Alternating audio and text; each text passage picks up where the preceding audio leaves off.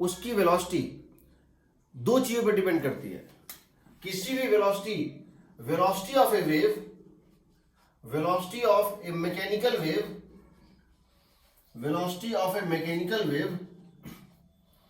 with respect to medium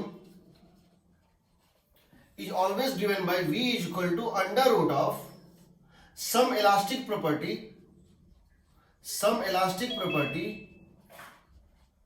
by some inertia property। यानी कि medium की इलास्टिसिटी जितनी ज्यादा होगी, मीडियम की इलास्टिक प्रॉपर्टी जितनी ज्यादा होगी उतनी ज्यादा स्पीड होगी, और जितनी उसकी मास या डेंसिटी या कोई भी इनर्शिया रिलेटेड चीज जितनी ज्यादा होगी स्पीड उतनी जो है कम होगी। इसलिए अगर इनर्शिया जीरो है, मास जीरो है, वैक्यूम हो गया। वैक्यूम का मतलब क्या है? मास जीरो, तो उसमें ये वेलोसिटी डिफाइंड ही नहीं है, क्योंकि मैकेनिकल वेव वैक्यूम में चल ही नहीं सकती है। ठीक है,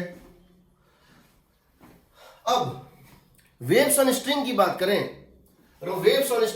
करें, देखेंगे साउंड वेव में ये बल्क मॉडुलस, यंग्स मॉडुलस सब कुछ होता है, शियर मॉडुलस। यहां पे हम क्या बोल रहे हैं कि velocity of wave on string for a transverse wave moving on an elastic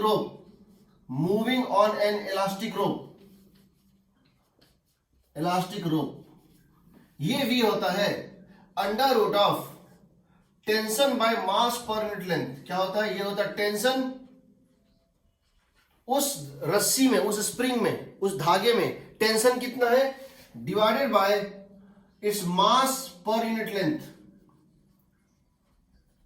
इसको बोलते हैं लीनियर मास डेंसिटी। हम यहां T नहीं यूज कर रहे हैं, टेंशन में F यूज कर रहे हैं, क्योंकि कैपिटल T हम टाइम पीरियड के लिए यूज करते हैं। बिकॉज कैपिटल T हम टाइम पीरियड के लिए यूज करते हैं, इसलिए मैंने यहां पे T नहीं डाला है, F डाला है। और लैम्डा हम जनरली लेते हैं mass per unit length, but lambda यहां वेवलेंथ के लिए यूज करते हैं, तो उससे कोई मतलब नहीं, ये tension by mass per unit length होता है। इसको तुम ये भी लिख सकते हो under root of tension by mass per unit length. बताओ किसी धागे का मास पर यूनिट लेंथ कैसे निकालोगे? किसी धागे का मास पर यूनिट लेंथ कैसे निकालोगे? ये हो गया मास पर यूनिट लेंथ। इसकी यूनिट क्या होगी जी? KG per metre.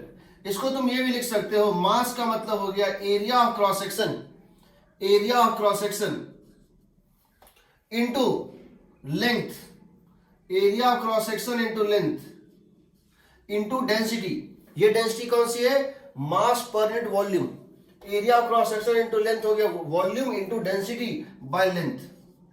ये किसके इक्वल होगा? ए रो। इसको तुम ए रो भी लिख सकते हो, area of cross section into ये डेंसिटी कौन सी है? ये थी मास पर यूनिट लेंथ, ये mass per unit volume KG per metre cube. तुम इसको ये भी लिख सकते हो चाहो तो, under root of tension by pi R square rho. अगर इसकी क्रॉस सेक्शन सर्कुलर है, ये हो जाएगी pi R square. Area of cross section कितनी हो जाएगी? Pi R square rho. तुम इसे कंपेयर कर सकते हो, हम इस फॉर्मूले को डिराइव करेंगे तीन तरीकों से। हम इस फॉर्मूले को तीन मेथड से डिराइव करेंगे क्लास के लास्ट में। अभी समझो, ये जो वेलोसिटी है ये होती है with respect to thread, with respect to medium होती है, यानी विथ रिस्पेक्ट टू रोप होती है। यानी अगर रोप खुद चल रही हो तो विथ रिस्पेक्ट टू ग्राउंड इसकी स्पीड अलग आएगी। देखते हैं कैसे। अब समझो, मान लो मुझसे ये कहा गया है, ये धागा है और यहां एक मास हैंग कर रहा है। इस धागे की लेंथ है 100 मीटर, इस धागे की लेंथ है 100 मीटर और इसकी टोटल मास है। और मान लो ये जो है ये 10 kg का है, या ये मान लो 1 kg का है। इसकी मास है 1 kg। एक धागा है 100 मीटर का और यहां एक मास हैंग कर रहा है 1 kg का। G की वैल्यू 10 है। इस धागे का जो मास दिया हुआ है, इस धागे का जो मास दिया हुआ है वो दिया हुआ है 100 ग्राम या 10 ग्राम। इस धागे का मास दिया हुआ है 10 ग्राम, 10 ग्राम, ठीक है। तो 10⁻², इसका 10 मीटर ले लो, ये 10 मीटर है। तो क्वेश्चन है कि इस धागे में अगर हम एक वेव जनरेट करेंगे उसकी स्पीड क्या होगी। अगर हम यहां पे अगर हम एक पल्स जनरेट करेंगे, अगर हम यहां पर अगर एक पल्स जनरेट करेंगे, इसको प्लग कर देंगे, इसको थोड़ा सा खींच के छोड़ देंगे, एक प्लगिंग करेंगे, तो ये जो पल्स जनरेट किस स्पीड से मूव करेगा, हमको ये निकालना है। तो क्या करेंगे, इसमें टेंशन कितना होगा, इस धागे में टेंशन कितना होगा, सो बताओ। इसका मास पर यूनिट लेंथ कितना है, मास पर यूनिट लेंथ है 10⁻² kg, 10⁻² kg per 10 metre, correct है। 10⁻² kg per 10 metre, that is equal to 10⁻³ kg per metre. This is the mass per unit length. इसमें टेंशन कितना है, सो बताओ। इस धागे में टेंशन कितना है, 1 इंटू जी का वैल्यू हो गया 10 न्यूटन। बट यहां एक एजम्पशन है, एजम्पशन क्या है समझो। यहां पर टेंशन होगा, यहां का टेंशन इस वेट को बैलेंस करेगा, यहां का टेंशन इस वेट को बैलेंस करेगा, और यहां का टेंशन इस पूरे वेट को बैलेंस करेगा। यानी यहां जो टेंशन होगा सबसे लोअर पॉइंट पे वो कितना होगा, 10 न्यूटन। सबसे ऊपर में जो टेंशन होगा वो होगा 1 kg प्लस 10 ग्राम इंटू जी। यानी यहां और यहां टेंशन में फर्क होगा ना। लेकिन इतना कम फर्क होगा, हम इसको नेग्लेक्ट कर रहे हैं। ध्यान रखना एक बात को, अगर तुमने यहां मास पर यूनिट लेंथ धागे का ले लिया है, अगर धागे में मास है तो टेंशन हर पॉइंट पे अलग होगा, अगर धागे में मास है तो टेंशन हर पॉइंट पे अलग होगा, और अगर टेंशन सेम है तो धागा मासलेस होगा।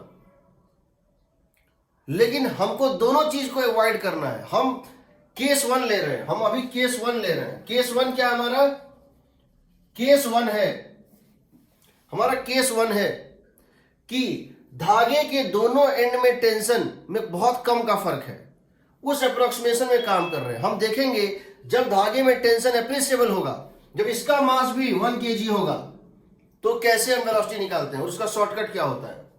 Case 1, tension at the two ends, tension at the two ends of the thread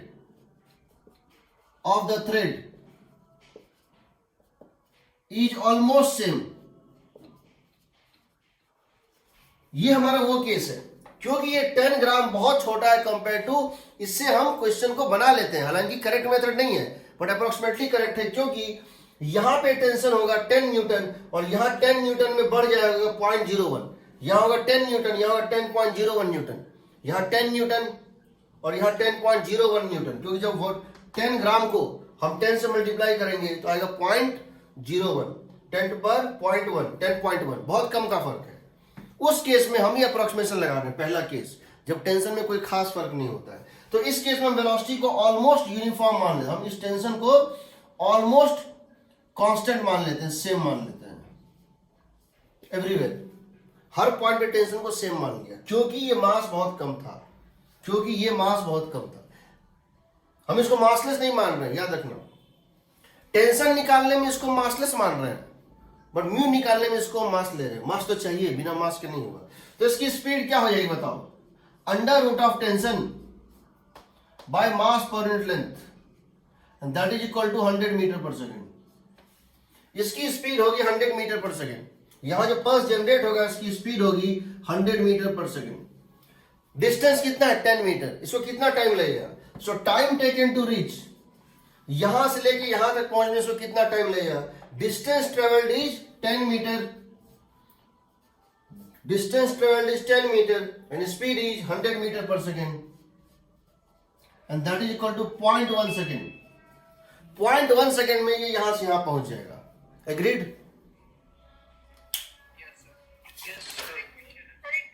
हाँ पूछो,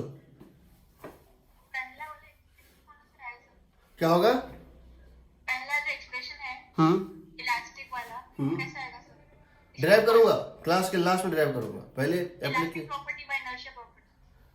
ये हम जब भी ड्राइव करेंगे एक एक करके ड्राइव करते हैं, हमेशा इलास्टिक इनर्शिया ही आता है, इसलिए उसको जनरलाइज कर दिया है। वो जनरलाइज लास्ट में करना चाहिए, हम पहले ही बता दिए, ठीक है। हालांकि हम सबको प्रूव करेंगे, बिना प्रूफ कुछ नहीं। हाँ ध्यान बताओ सर। मुझे ये पूछना था कि ये जो हमने इंपल्सिव फोर्स लगाया था वो पल्स बनाने के लिए, हाँ, वो क्या डिटरमाइन करता है? कितना जोर से फोर्स लगा उससे क्या होगा पल्स का? एनर्जी उससे पता चलेगी। प्लग किया, छोड़ दिया, ऐसे उठाया, ऐसे बम्प दे दिया, उसको भी ड्राइव करूंगा। स्पीड वगैरह को कोई फर्क नहीं पड़ेगा? हाँ, उससे उससे वेलोसिटी नहीं, वेलोसिटी वही रहेगी। जो डिस्टर्बेंस क्रिएट करो, जो भी यहाँ करोगे, वो वेलोसिटी वी से मूव करने लगेगी। सबको डिराइव करेंगे आज, वो सब डेराइवेशन करेंगे जो मैंने 10 बुक से खोज के निकाली है। मैं एक बुक से डिराइव नहीं करूंगा, मैं 3-3, 4-4 मेथड्स करूंगा और सारा कुछ खोल के डाल दूंगा जो कहीं तो बुक्स में नहीं मिलेगा। पहले मैं इसको थोड़ा बता दूं, ठीक है। देखो अब इसी में अगर हम दूसरा क्वेश्चन लें इस टाइप से, कौन सा हमारे पास,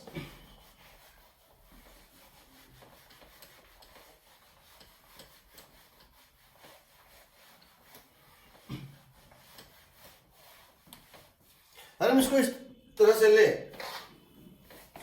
कि ये मान लो एक ऐसे है,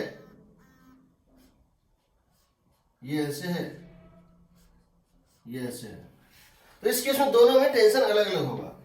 इसमें अगर हम ये कहें कि इसकी मास से मान लेते हैं 5 kg, इसकी मास है 10 kg, तो नेचुरल इसमें टेंशन कितना हो जाएगा 550 न्यूटन, और इसमें टेंशन कितना हो जाएगा 150 न्यूटन, है ना। इसमें मान लो μ1 की वैल्यू दी हुई है, इसमें मान लो μ1 की वैल्यू दी हुई है सपोज 2 ग्राम,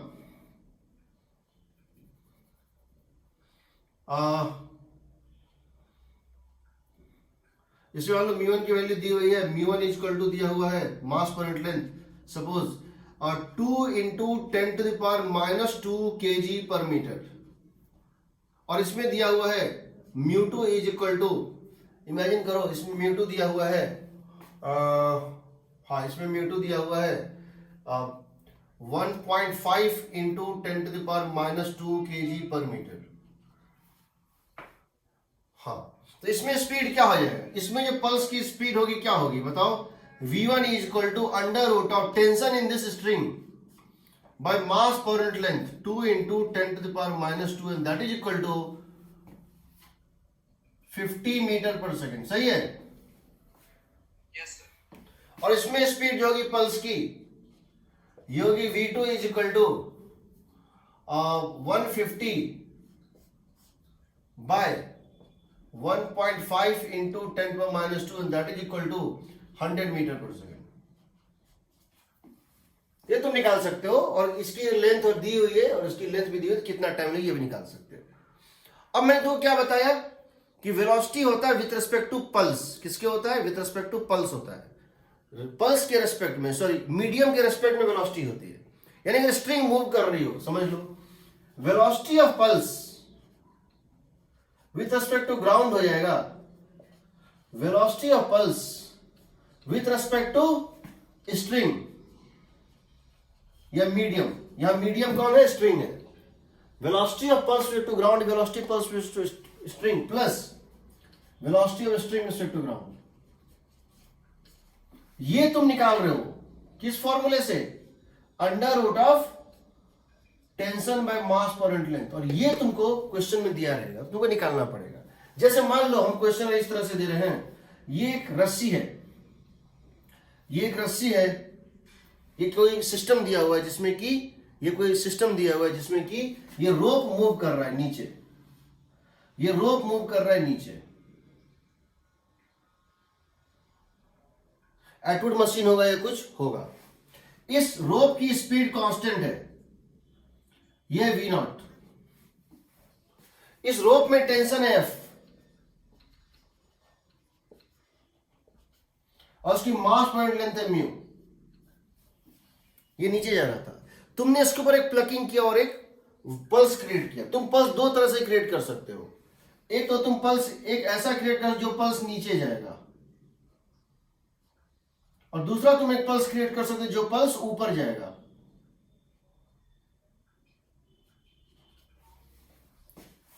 तुम नीचे पल्स क्रिएट कर सकते, ऊपर भी पल्स क्रिएट कर सकते। दोनों की speed with respect to rope, relative speed जो होगी इसकी वो होगी under root of tension by mass per unit length. इसकी भी रिलेटिव स्पीड कितनी होगी, किसके रिस्पेक्ट में, किसके रिस्पेक्ट में, स्ट्रिंग के रिस्पेक्ट में, under root tension by mass per unit length.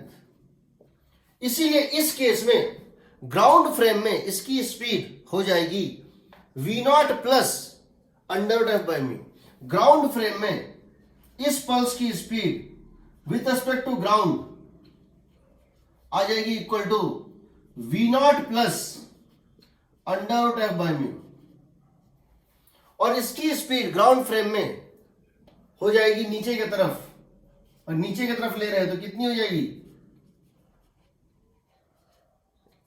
v naught minus under root F by mu. समझ रहे हो?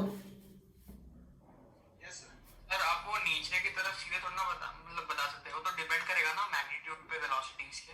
हाँ, ये ना मैंने नीचे लिया है क्योंकि ये ज्यादा है, अगर ये कम होगा तो अपने, आपने मान लिया ना, ठीक है ठीक है। हाँ नहीं, अगर ये ज्यादा नहीं होगा तो अपने आप ये वैल्यू क्या आएगा, नेगेटिव आएगा ना, नेगेटिव आके ऊपर हो जाएगा। ठीक है, चलो अब देखो, अगर मैं तुमसे ये क्वेश्चन पूछूं,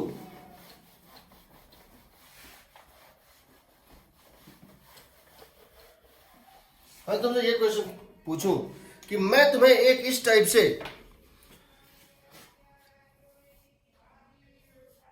एक पुली यहां है और एक पुली यहां पर है,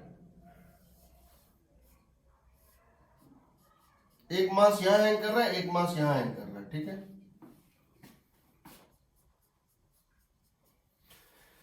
इसकी मास है 1 kg, इसकी मास है 3 kg, ठीक है। इसकी म्यू दी हुई है, इस धागे की मास पर यूनिट लेंथ दी हुई है 6 into 10⁻³ kg per metre, 6 into 10⁻³ kg per metre, ठीक है। और इसकी लेंथ दी हुई है 750 मीटर, इसकी लेंथ दी हुई है 750 मीटर। क्वेश्चन है, अगर मैं यहां एक पल्स जनरेट करता हूं, if I generate a pulse here on the left and, यहां पे कितने टाइम ये इस पुली तक पहुंच जाएगा। क्वेश्चन है, if A pulse starts from left पुली,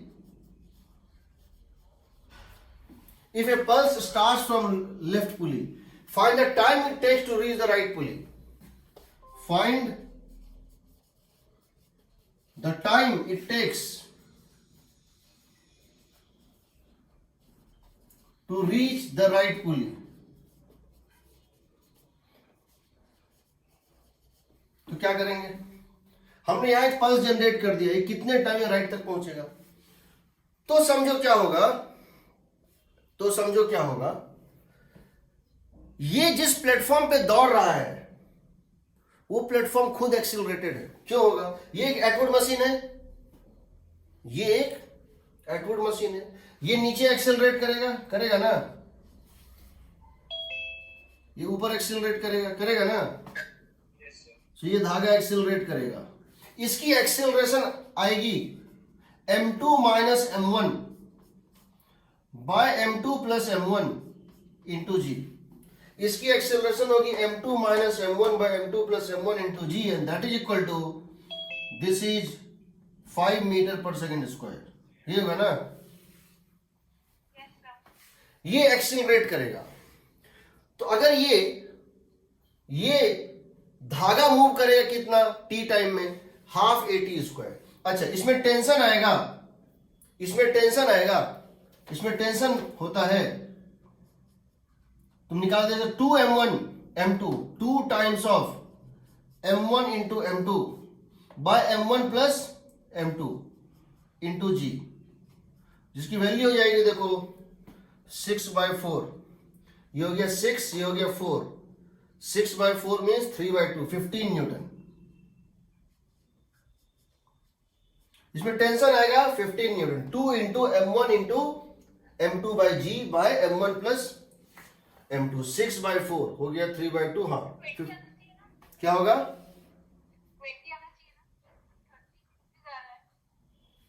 कितना आना चाहिए? 20। 15 ही आएगा। नहीं मतलब ऐसे आपने जो लिखा है उसकी बेसिस पे नहीं। क्यों आना चाहिए? क्यों आना चाहिए? 3g minus t, 3g minus T is equal to 3 है, सही है।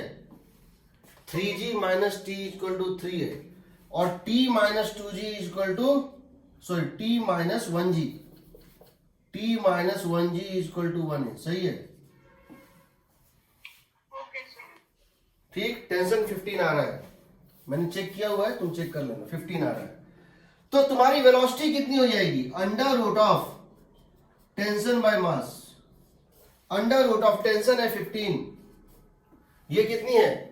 6 into 10 to the power minus 3, कितनी हो गई बताओ? 50 मीटर पर सेकेंड, सही है जी। 2.5 by 10 to minus 3, 2.5 by 10 to minus 3 कितना हो गया? सही है सर। 50 मीटर। समझो ये स्पीड कांस्टेंट है, ये स्पीड कांस्टेंट है, ये कांस्टेंट स्पीड से दौड़ रहा है। वेव जो है प्लेटफॉर्म के ऊपर, स्ट्रिंग के ऊपर कांस्टेंट स्पीड से दौड़ रहा है, बट प्लेटफॉर्म एक्सेलरेटेड है। तो तुमको यहां से इसको यहां तक पहुंचाना है, तो क्या लिखोगे? इक्वेशन क्या लिखोगे? What would write the equation? You would write half AT square, half AT square, correct, half AT square plus half AT square. Platform कितना मूव कर जाएगा? Half AT square. प्लेटफॉर्म के रेस्पेक्ट में ये कितना मूव कर जाएगा? 50t करेगा ना? Yes sir. That should be 750। 750। तो देखो क्या आएगा, ये और ये 2.5 से कट गया, 2.5 से सबको डिवाइड कर दो, t square plus 20t is equal to, इसको 2.5 से करोगे कितना आएगा बताओ? 300 ना। तो t square plus 20t minus 300 is 0, t minus 30, sorry t plus 30 into t minus 10 is equal to 0, सही है। Yes sir. तो टी कितना हो गया? 10 सेकेंड। 10 सेकेंड में ये पहुंच जाएगा वहां तक, ये 10 सेकेंड में वहां तक पहुंच जाएगा, ठीक है। तो याद रखना फ्रॉम रिस्पेक्ट टू मीडियम होता है, ठीक। अब हम आ रहे हैं जहां पे लीनियर मास डेंसिटी या मास बहुत ज्यादा हो, नेग्लेक्ट ना कर सके, ठीक। इस पे बेस्ड एससी में लगभग 10 क्वेश्चन दिए हुए हैं, सब अंडर एफ बाय म्यू ही है। मैं कुछ क्वेश्चन सेलेक्ट कर दूंगा जो तुमको बनाने हैं, ठीक। तो under tension by mass per unit length होता है। कभी कभी रेशियो पूछता है, दो वायर है, उनमें टेंशन का रेशियो ये है, उनके एरिया ऑफ क्रॉस सेक्शन, उनका रेडियस जो है उनका रेशियो ये है, उसके बीच में डेंसिटी का रेशियो ये है, तो बताओ उसका रेशियो क्या होगा, वेलोसिटी का रेशियो क्या होगा। तुम्हारे पास फॉर्मूला है ही, under root F by mu and that is equal to under root F by mu का मतलब है एरिया इंटू डेंसिटी, एरिया का मतलब है पाई आर स्क्वायर इंटू डेंसिटी। तो तुम यहां कोई भी रेशियो है तो तुम कर सकते हो, जो कॉमन उसको काट दो, जो कॉमन नहीं है उसको जो चीज डिनोमिनेटर में है उसके इन्वर्सली होगा प्रोपोर्शनल, तुम इसका रेशियो निकाल सकते हो। ऐसे क्वेश्चंस रहते हैं, ठीक है। चलो, अगर मास टेबल लगा सकते हैं ना, क्या कर सकते हैं? इलास्टिसिटी वाला हाँ कॉन्सेप्ट लगा सकते हैं। हाँ बिल्कुल बिल्कुल बिल्कुल लगा सकते हैं, इलास्टिसिटी का कॉन्सेप्ट लगा सकते हैं। अरे ये स्प्रिंग होता, मेरे पास अभी स्लिंकी नहीं है, मैं अभी एक्चुअली घर पे नहीं हूँ, संडे को मंडे को मैं तो स्लिंकी दिखाऊं, मैं तो स्लिंकी में, स्लिंकी एक स्प्रिंग होता है लंबा सा, एक स्टील का मेरे पास स्लिंकी है, मैं तुमको उसमें ट्रांसवर्स वेव और लॉन्गिट्यूडनल वेव, लॉन्गिट्यूडनल ट्रांस दोनों जनरेट करके दिखाऊंगा, और अगर होगा तो स्लो मोशन में दिखाऊंगा कैसे इसमें कॉम्प्रेशन और रेयरफैक्शन पल्स बनता है। आज मैं जो कह रहा हूं मैं इसको मंडे को तुम लोग को डेमोन्स्ट्रेट करके दिखा दूंगा। देखो, वेव एक ऐसा चैप्टर है जिसमें विजुअलाइजेशन बहुत मुश्किल से हो पाता है। अंदर क्या हो रहा है, वेव एक ऐसा चैप्टर है जिसमें हर पार्टिकल पे मैकेनिक्स लग रहा होता है, तो उसका क्वेश्चन बनाना बहुत आसान होता है, फॉर्मूला याद करके वेव्स के क्वेश्चन बहुत आराम से बन जाते हैं, बट एक्चुअल में वेव को समझना बड़ा मतलब बहुत मुश्किल होता है। खैर लेकिन हम समझ लेंगे, ऐसा नहीं है, लेकिन एग्जाम की रिक्वायरमेंट के हिसाब से तो फॉर्मूले से क्वेश्चंस बन जाते हैं और नंबर आ जाता है। अब देखो हम वो केस ले रहे हैं जब मास पर यूनिट लेंथ ये है। केस 2,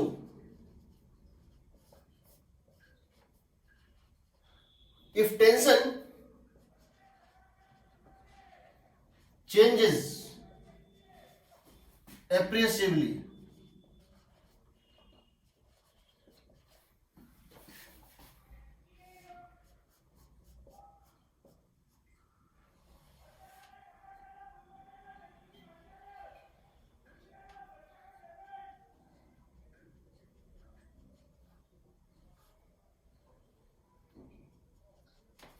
ठीक है, ये एक रस्सी है, हैंग कर रहा है, इसकी मास है m, लेंथ है l, और हम यहां इसके जस्ट ऊपर यहां पर हम एक पल्स क्रिएट कर रहे हैं।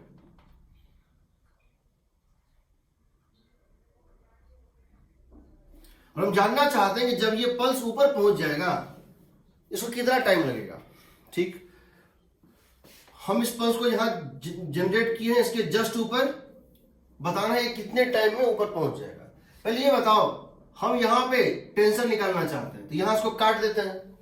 किसी पॉइंट पे टेंशन निकालने का तरीका होता है, imagine that you have cut the string from here, cut it, imagine that these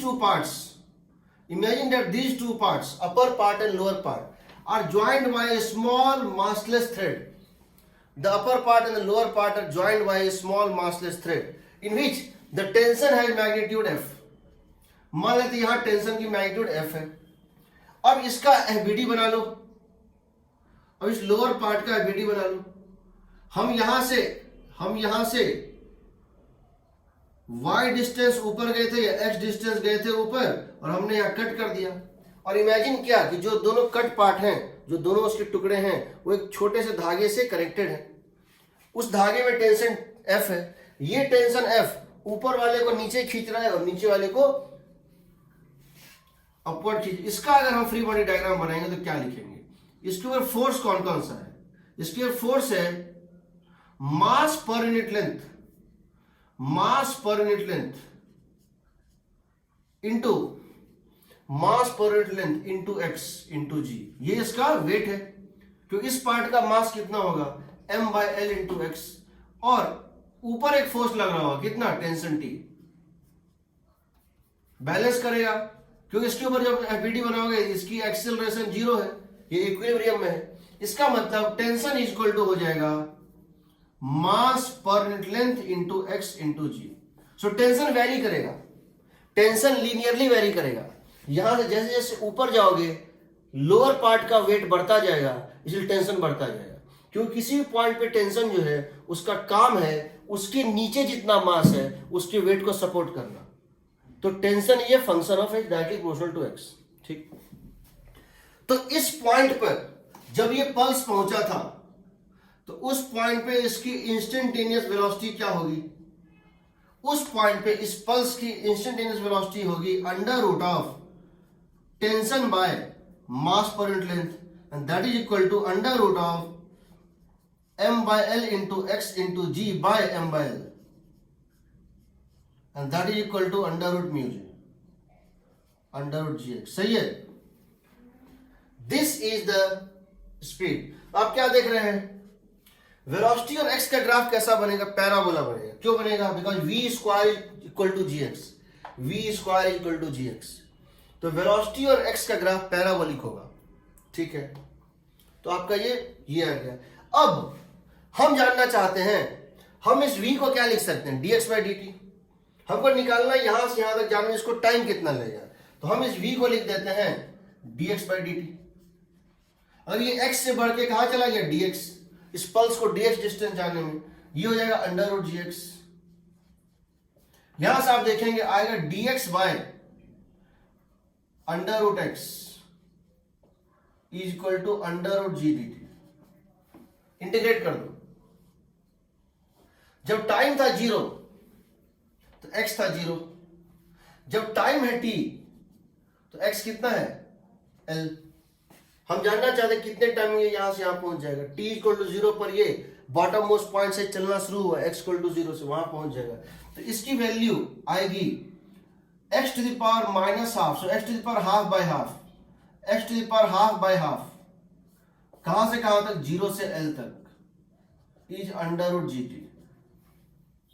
यहां से आ जाएगा t is equal to 2 under root L by G. ये होगा ना, यस सर। इतने टाइम में पहुंच जाएगा, इतने टाइम में ये पहुंच जाएगा। ठीक है, इसको इतना टाइम लगे पहुंचने में ना। कभी कभी क्वेश्चन पूछता है, जैसे ऐसे में क्वेश्चन है कि पार्टिकल को जब इस पल्स को जनरेट किया तभी एक पार्टिकल को ड्रॉप कर दिया, जब इस पल्स को जनरेट किया तभी इस पार्टिकल को, एक पार्टिकल को यहां से ड्रॉप कर दिया। कितने टाइम बाद दोनों एक दूसरे को क्रॉस करेगा, कितने टाइम बाद दोनों एक दूसरे को क्रॉस करेगा, या वैसा वैसा बहुत सारे क्वेश्चन होते हैं। हमने जो इसको इंटीग्रेट करके बनाया है और हम इसको इंटीग्रेशन से बाहर आके बनाना चाहते हैं। हम इसको एक दूसरे मेथड से बनाना चाहते हैं, अल्टरनेट मेथड से, जो कि आसान हो। अल्टरनेट मेथड वो क्या है? तुम्हारे पास वेलोसिटी का फॉर्मूला है अंडर रूट जी एक्स, तुम्हारी वेलोसिटी है अंडर रूट जी एक्स। तो तुम समझ रहे हो जैसे जैसे ऊपर जाएगा इसकी स्पीड जो है बढ़ेगी, ये जैसे जैसे ऊपर जाएगा x बढ़ेगा, हाइट बढ़ रहा है, हाइट मैंने x लिया है बॉटम से, x बढ़ेगा स्पीड बढ़ेगा। अगर स्पीड बढ़ रही है इसका मतलब इस पल्स का एक एक्सेलरेशन है, हम वो एक्सेलरेशन निकालना चाहते हैं। तो एक्सेलरेशन जो पल्स का होगा वो होगा dv बाई dt। बट यहां हमको वेलोसिटी फंक्शन ऑफ टाइम तो पता नहीं है, हमको फंक्शन ऑफ x पता है। हम यहां चेन रूल लगा देते हैं, dv by dx into dv by dx into dx by dt, dv by dx into dx by dt। dx by dt क्या होता है? वेलोसिटी। तो ये हो गया एक्सेलरेशन का दूसरा होता है velocity as function of x into dv by dx, velocity as function of x into dv by dx। तो अब हम इसको समझने की कोशिश करें, ये बताओ वेलोसिटी कितना है अंडर रूट जी एक्स, वेलोसिटी कितना है under root ji X, D by D X क्या होगा? इसको डिफरेंशिएट करो, अंडर रूट जी एक्स को डिफरेंशिएट करो, अंडर रूट जी बाहर निकल जाएगा, X to the power half का differentiation 1/2 root X, X to the power half का डिफरेंशिएशन 1/2 रूट एक्स। तो देखो रूट एक्स और रूट एक्स कट जाएगा, क्या बचेगा? g/2 बचेगा ना। इसका मतलब ये जो पल्स ऊपर जा रहा है इसकी एक्सेलरेशन कांस्टेंट है, ये जो पल्स ऊपर जा रहा है इसकी स्पीड बढ़ रही है, ये पल्स ऊपर जा रहा है इसकी स्पीड इंक्रीज कर रही है कांस्टेंट रेट g/2 से। यानी ये जो पल्स है ये अपवर्ड एक्सेलरेशन में है g/2 से। तो अब तुम काइनेमेटिक्स लगा सकते हो, क्योंकि ये कांस्टेंट एक्सेलरेशन है। तो समझो तुमने अगर एक पल्स नीचे से क्रिएट किया, तुमने अगर एक पल्स कहीं भी क्रिएट किया, बॉटम नहीं कहीं भी क्रिएट किया, तुमने एक पल्स यहां क्रिएट किया और ये पल्स ऊपर जा रहा है, तुमको इसकी इनिशियल वेलोसिटी जाननी है। तो तुमने इसको जितना ऊपर क्रिएट किया उस x को डाल दो, तुमने इसको जितना ऊपर क्रिएट किया उस x को डाल दो, जो इसका नीचे से x कोऑर्डिनेट है जहां तुमने इसको क्रिएट किया था वो इसका इनिशियल वेलोसिटी बताएगा। तो इसकी इनिशियल वेलोसिटी हो जाएगी अंडर रूट जी एक्स और इसकी एक्सेलरेशन है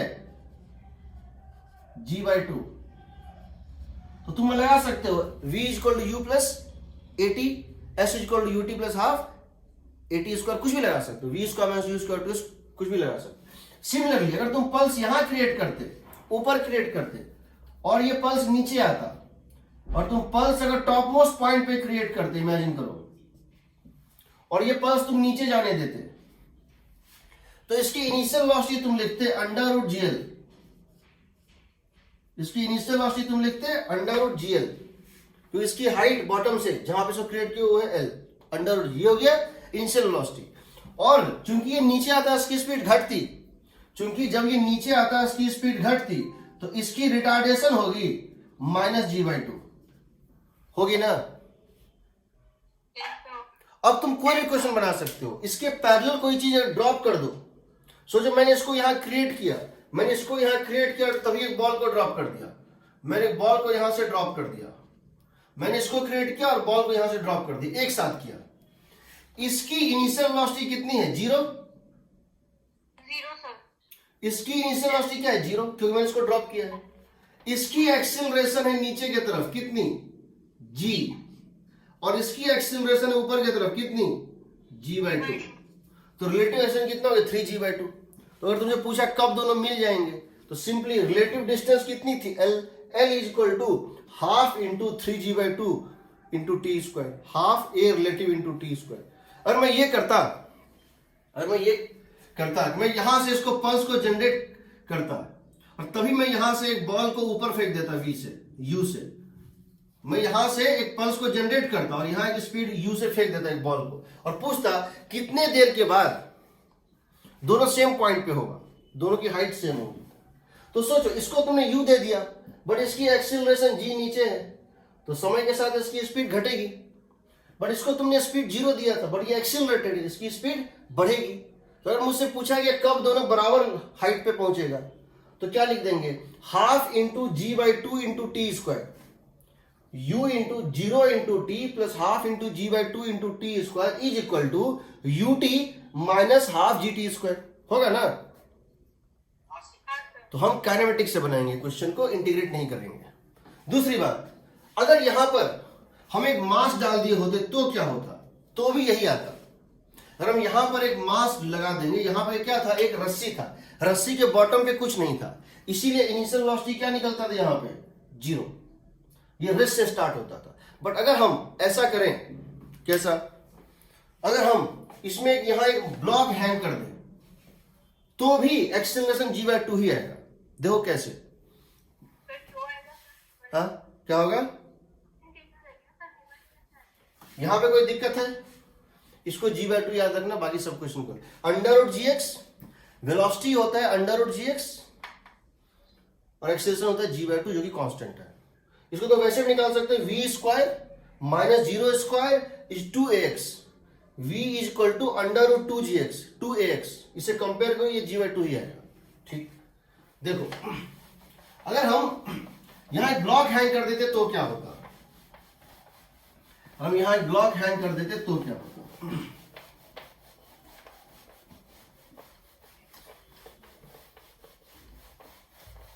सर तो फॉर्मूला है क्या? किसका? वो ए और बी वो सब में मतलब वैसे वही निकलेगा उस केस में? किसका फॉर्मूला? नहीं समझा। वो उस केस के क्वेश्चन में तो डायरेक्टली फॉर्मूला से यूज करना है या फिर वो काइनेमैटिक्स निकालना? हाँ, मतलब उस केस में, जिस केस में दोनों में टेंशन का दोनों एंड पे वेरिएशन नेग्लिजिबल था, यही ना? नहीं, नॉन नेग्लिजिबल अभी जो करा उस हाँ, उसमें देखो दोनों सेम ही चीज है, दोनों सेम ही चीज है, लेकिन जब हम एक्सीलरेशन और काइनेमेटिक्स का तरीका याद रखते हैं, चीज सेम ही है। काइनेमेटिक्स के फॉर्मूला में भी इंटीग्रेशन से आ सकता है। अगर हम तुमको बोल रहे हैं v square is equal to 6x, इसकी एक्सीलरेशन क्या होगी? तो निकाल के देखो, काइनेमेटिक्स से भी v square minus 0 square 2 into 3 into x, ठीक है ना? तो v एक्सीलरेशन होता है 3, तुम डिफरेंशिएट करके निकालोगे तब भी वही आएगा। तो कोई नया मेथड नहीं है, ये जो है बस जनरली स्किप हो जाता है, जनरली हम लोग ध्यान नहीं देते हैं कि हाँ ऐसा भी हो सकता है, बाकी तो उसके बाद समझ में आता तो फिर लगता है वही चीज था। देखो अभी बताएंगे कुछ और चीज जहां तुमको तुम इंटीग्रेट करके निकाल सकते हो, बट तुम्हारे पास कुछ ऐसे टूल हैं जिससे तुम बिना इंटीग्रेट करके भी निकाल सकते हो।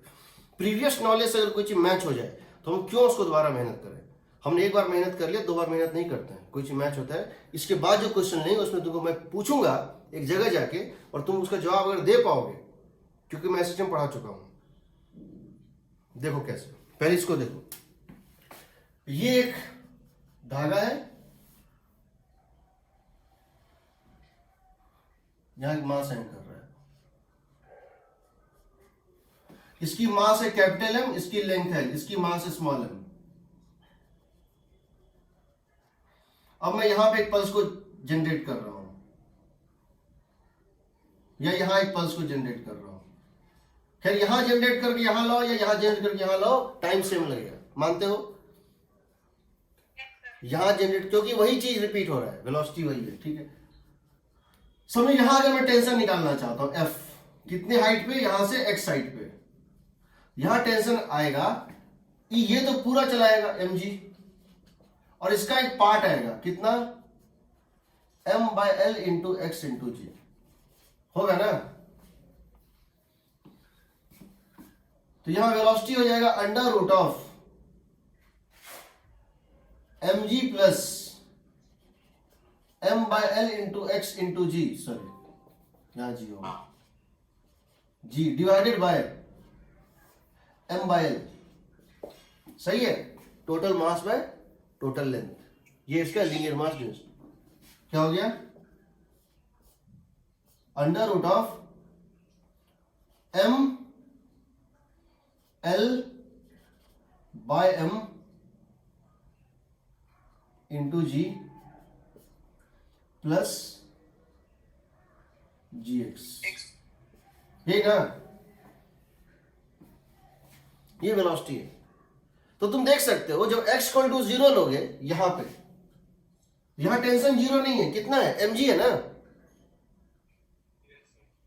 यहां टेंशन कितना है, mg है, और यहां टेंशन कितना है, m प्लस m इंटू जी, करेक्ट। यहां टेंशन है mg, स्मॉल mg, और यहां m प्लस m इंटू जी। तुम देख लो, यहां तुम्हारा वेलोसिटी क्या होता है, mg by m/l, mg by m/l, x को रख दो 0, mg बाय m/l, क्योंकि लीनियर मास डेंसिटी कांस्टेंट है m/l। ठीक, ऐसा भी क्वेश्चन तुमसे पूछा जा सकता है जहां पे लीनियर मास डेंसिटी वेरी कर रहा होगा। एक तुमसे ऐसा भी क्वेश्चन पूछा जा सकता है कभी, जिसमें linear mass density function of x होगा, तो याद रखना यहां तुमको क्या डालना होगा, वो लीनियर मास डेंसिटी भी फंक्शन ऑफ एक्स डालना होगा, ठीक है ना, वो अलग चीज है। चलो यहां पर mg हो गया, तो ये तुम्हारा वेलोसिटी आ रहा है, हर पॉइंट पे वेलोसिटी दे देगा। हमको इससे एक्सेलरेशन निकालना है, हमको इसको तुम इस तरह लिख सकते हो, v स्क्वायर, तुम इसको इस तरह से लिख सकते हो, v square minus ml by m into g का square equal to 2 into g by 2 into x, सही है।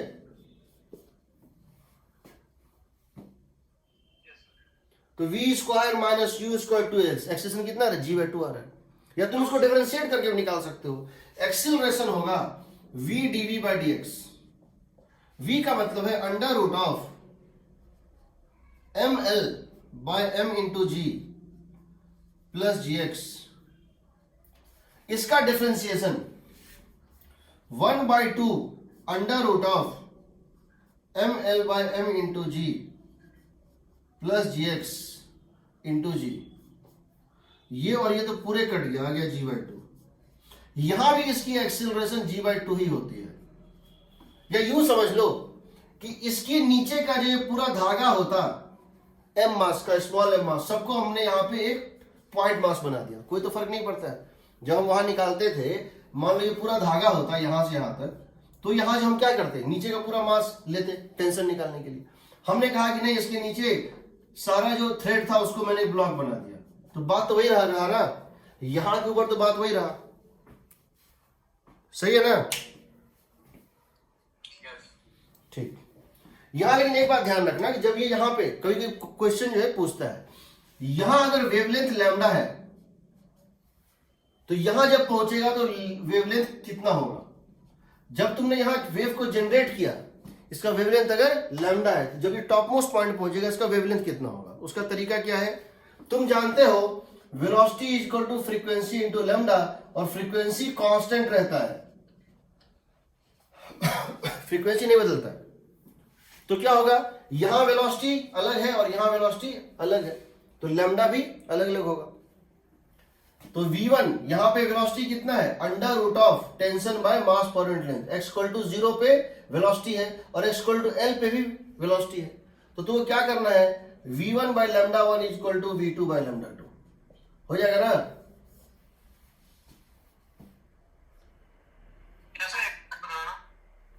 मैं ये बोल रहा हूं कि जब मीडियम चेंज होता है, जब कोई वेव जनरेट होता है, तो velocity is equal to frequency into lambda होता है। ये जो होता है वो सोर्स डिपेंडेंट होता है, सोर्स पे डिपेंड करता है। सो एक बार ये जनरेट हो गया तो ये कांस्टेंट रहेगा। So it do not change once it is generated, once pulse is created. लेकिन वेलोसिटी और लैम्डा बदल सकता है। इसका मतलब है चूंकि फ्रीक्वेंसी कांस्टेंट है, ratio of velocity by lambda same होगा, वेलोसिटी बाय लैम्डा का रेशियो सेम रहेगा। यहां पर टेंशन था F1, यहां टेंशन कितना बताओ, यानी कि V1 by lambda 1 is equal to कितना होगा, V2 बाय लैम्डा 2। V1 की वैल्यू क्या है बताओ, under root of mg by mass per unit length. Under root, यहां पे टेंशन क्या था, mg by mass per unit length bye lambda 1। यहां पर टेंशन क्या हो गया, टॉप मोस्ट पॉइंट पे पहुंचा, टेंशन क्या हो गया, under root of m plus m into g by mass per unit length divided by lambda 2। सही है ना, एग्रीड।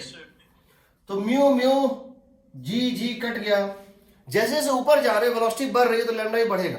जैसे जैसे ऊपर जा रहे हो वेलोसिटी बढ़ रही है, but velocity by lambda constant है, तो लैम्डा भी बढ़ेगा। लैम्डा इंक्रीज करके इतना हो जाएगा। लैम्डा 1 दिया है, लैम्डा 2 निकालना है तो निकाल सकते हो, ठीक है।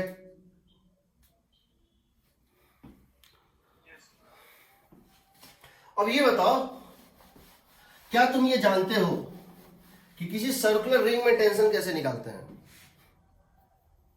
किसी सर्कुलर, क्या चीज नहीं जानते हो? नहीं सर, मुझे बता दो सर। चलो ठीक है, एक्चुअली बहुत इंपॉर्टेंट होता है। वैसे मैं इसको डिराइव कर देता हूं कि हम सर्कुलर मोशन में पढ़ते हैं टेंशन कैसे निकालते हैं किसी रिंग में। एक रिंग के अंदर टेंशन जो है वो कैसे होता है, इसका यहाँ यूज है तो हम इसको बता देते हैं, क्योंकि हमको इसका 2 बार यूज है, जिन लोगों को बताना ही पड़ेगा। एक बार यूज होता तो हम शायद, देखो हम एक रिंग लेते हैं और उसको स्पिन करके छोड़ देते हैं।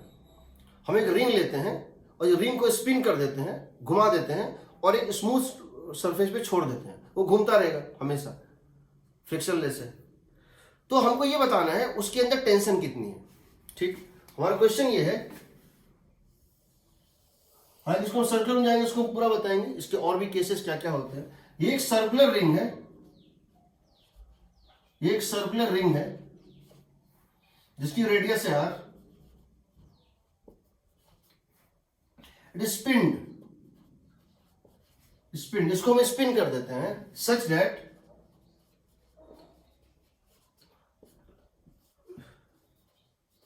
each particle has velocity v। Her particle इसकी वेलोसिटी v से चल रही है, कांस्टेंट स्पीड v से चल रही है। या यूं कह सकते हो v इक्वल टू होता है ओमेगा इंटू आर। हमने इसको इस तरह से घुमा दिया है, इसकी हर पार्टिकल, तो v इक्वल टू ओमेगा, तो ओमेगा के टर्म में भी लिख सकते हैं, कोई बड़ी बात नहीं है। हमने इसको स्पिन करके छोड़ दिया। हमको जानना है इस धागे में टेंशन कितना है, हमको जानना है इस धागे में टेंशन कितना है, ठीक है। We have to know what is tension in the thread. तो हम क्या करते हैं, इसका एक बहुत छोटा सा टुकड़ा लेते हैं। हम बड़ा करके दिखा रहे हैं बट ये है बहुत छोटा। ये हम डेल्टा थीटा का एक हम इसमें टुकड़ा लेते हैं, एक आर्क लेते हैं इसका, यहां से लेके यहां तक का। ये एक ऐसा आर्क है, यहां से यहां तक आर्क लेते हैं। ये आर्क सेंटर पे एंगल थीटा सबटेंड करता है, डेल्टा थीटा। हम ये इतना छोटा, ये पॉइंट मास की तरह बिहेव करेगा, it behaves like a point mass. ये पॉइंट मास सर्कुलर मोशन में है, ये पॉइंट मास सर्कुलर मोशन में है, agreed. Yes sir. Circular motion, जब यूनिफॉर्म सर्कुलर मोशन होता है तो एक ही एक्सेलरेशन होता है, वो होता है rate of change of direction, और वो सेंटर की तरफ होता है। इसकी एक्सेलरेशन सेंटर की तरफ होगी, इसकी एक्सेलरेशन सेंटर की तरफ होगी, इसको बोलते हैं centripetal acceleration, rate of change of direction. क्योंकि rate of change of speed तो जीरो है। एक होता है टेंजेंशियल एक्सेलरेशन, टेंजेंशियल एक्सेलरेशन होता है rate of change of speed, और एक होता है रेडियल एक्सेलरेशन सेंटर की तरफ, ये होता है rate of change of direction. तो यहां सिर्फ rate of change of direction होता है, इसको बोलते हैं सेंट्रीपिटल एक्सेलरेशन। इसकी वैल्यू होती है वी स्क्वायर बाय आर। इसकी वैल्यू कितनी होती है? V square by r. ठीक, तो इसकी वेलोसिटी अगर इस तरह से है अभी, फिर कुछ देर बाद इस तरह होगा, इस तरह होगी, स्मॉल टाइम dt में इसमें जो वेलोसिटी का डायरेक्शन चेंज होगा उसकी वजह से जो एक्सेलरेशन होता है वो होता है वी स्क्वायर बाय आर। ये यूनिफॉर्म सर्कुलर मोशन में जब हम पढ़ाएंगे सर्कुलर मोशन पूरी इसकी चीजें बताएंगे। वी स्क्वायर बाय आर होता है, ये तुम जानते हो। नाउ क्वेश्चन इज, इस मास dm पे, ये मास dm जो पॉइंट मास की तरह बिहेव कर रहा है, और ये मास एक सर्किल ऑफ रेडियस r पे यूनिफॉर्म स्पीड से घूम रहा है, यूनिफॉर्म सर्कुलर मोशन में है, इसको सेंट्रीपिटल एक्सेलरेशन के लिए सेंट्रल फोर्स कहां से मिल रहा है? mg अगर है, अगर टॉप व्यू है, किसी स्मूथ टेबल पे हो रहा है, mg अंदर के तरफ है, नॉर्मल ऊपर की तरफ है, तो mg और नॉर्मल का तो कोई फोर्स हो ही नहीं सकता है।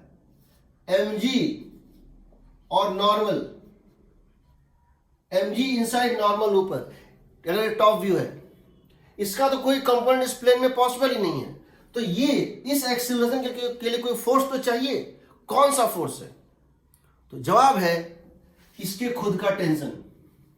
इसमें टेंशन ऐड कर रहा है, हमने इसको सिस्टम माना है, इस आर्क को सिस्टम माना है, यानी ये और ये इसका सराउंडिंग है। अगर टेंशन T है तो यहां से along the string, along the string का मतलब क्या होता है? टेंजेंशियली। अलोंग द स्ट्रिंग मतलब क्या होता है? टेंजेंशियली एक फोर्स लग रहा है, टेंशन, और यहां से भी अलोंग द स्ट्रिंग एक फोर्स लग रहा है, tension.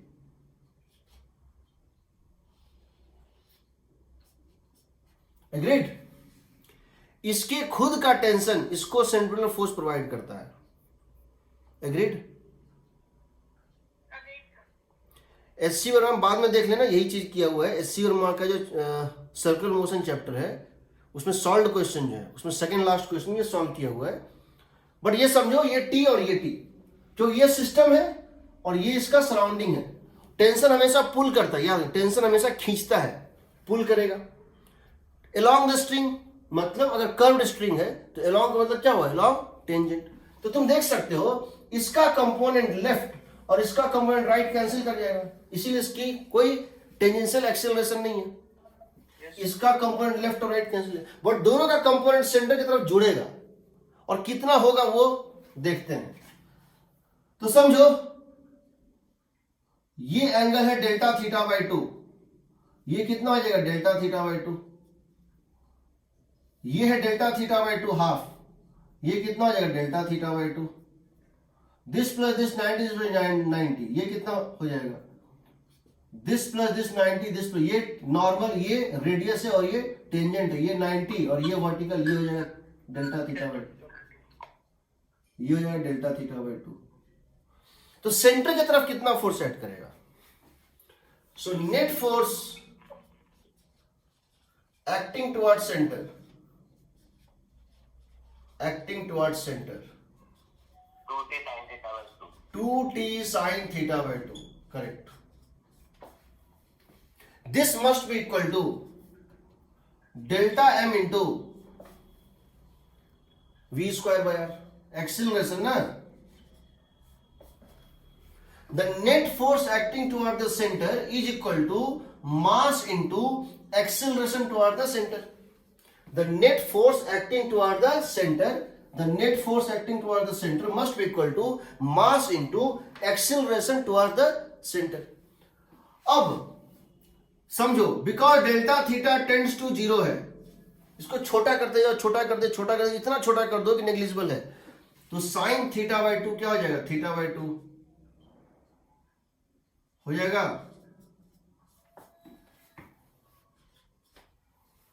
When delta theta 2 tends to 0, sin theta is equal to theta. Sin theta by 2 को लिख सकते हो थीटा बाई 2। डेल्टा m को क्या लिखोगे? टोटल मास है m, टोटल मास है m, रस्सी का मास है m, कितने लेंथ पे? 2 पाई आर पे, 2 पाई आर टोटल पेरीमीटर पे टोटल लेंथ है m।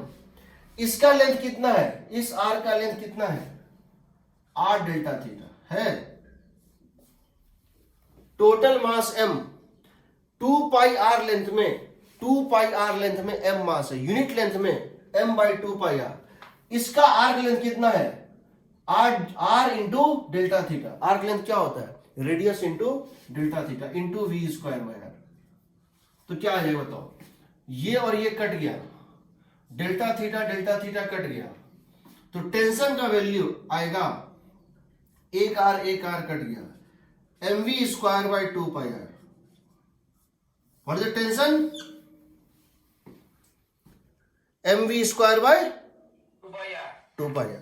ये टेंशन होता है। इसको अभी तो इसको याद रखो, जब तक हम सर्कुलर मोशन में नहीं आएंगे। सर्कुलर मोशन में इसके और केसेस बताएंगे, कहां कहां चेंज होता है और कैसे कैसे निकालते हैं। बहुत सारे इसके 3 मेथड होते हैं। टेंशन होता है m we square by 2 pi are.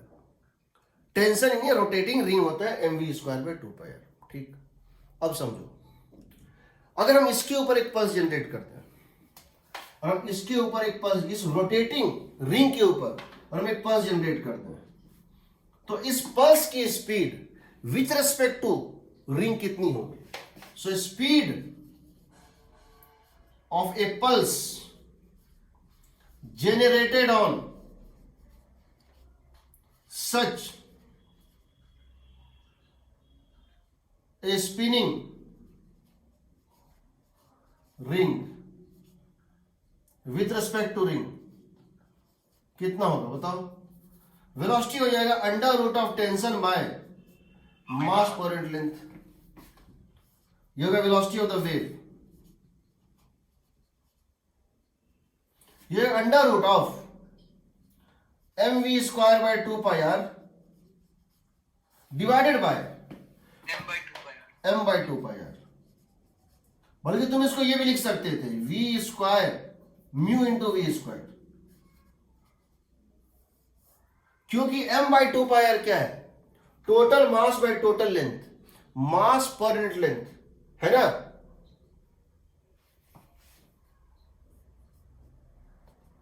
v आ गया, यानी जिस स्पीड से ये चल रहा है, इसके रेस्पेक्ट में उसी स्पीड से पल्स भी चलेगा। जिस स्पीड से रिंग घूम रहा है या रिंग का कोई पार्टिकल घूम रहा है, रिंग के रेस्पेक्ट में उसी स्पीड से, जिस स्पीड से ये रिंग घूम रहा है उसी स्पीड से ये भी घूम रहा है। जिस स्पीड से रिंग का बेस चल रहा है उसी स्पीड से उसके ऊपर ये भी चल रहा है। इसका मतलब क्या हुआ, इसका मतलब ये हुआ कि अगर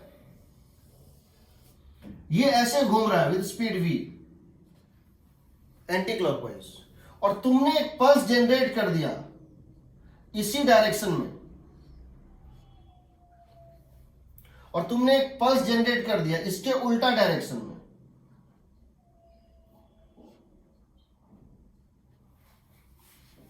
ठीक, ये एंटी क्लॉकवाइज घूम रहा था, तुम दो तरह से पल्स जनरेट किए, एक तो उसी के डायरेक्शन में, एक उल्टा डायरेक्शन में। दोनों केस में रिलेटिव स्पीड तो v है, दोनों केस में रिलेटिव स्पीड तो v है, बट इस केस में इसकी स्पीड ग्राउंड के रेस्पेक्ट में हो जाएगी 2v, इसकी speed with respect to ground हो जाएगी 2v, और इस केस में velocity with respect to ground हो जाएगी 0। ये रेस्ट पे रहेगा, समझ रहे हो। ये 2v और ये 0 हो जाता है, ठीक है। तो इसको, इसमें आता है in the case of rotating ring, इस तरह से होता है, ठीक है। अगला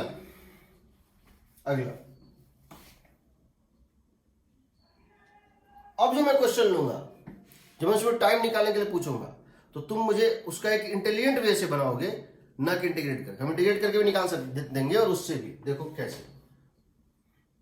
तो म्यू वी स्क्वायर शॉर्टकट में याद रखना, mass per unit length into we square, tension होता है म्यू वी स्क्वायर। मैं ये जानना चाहता हूं कि मान लो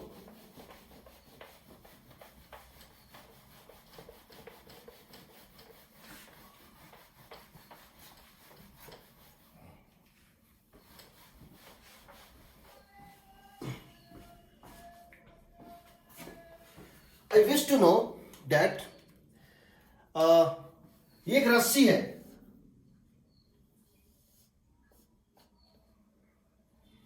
और ये ऐसे रोटेट कर रहा है, ये एक रोप है और इसको भी वर्टिकल एक्सिस बोर्ड ऐसे रोटेट कर रहा है। ये यूनिफॉर्म रोप है, इसकी टोटल मास है, टोटल लेंथ है, और इसको ओमेगा जो कि कांस्टेंट है, इससे इसको हम रोटेट कर रहे हैं, ग्रेविटी नहीं है। हमको ये बताना है, हम यहां अगर एक पल्स जनरेट करेंगे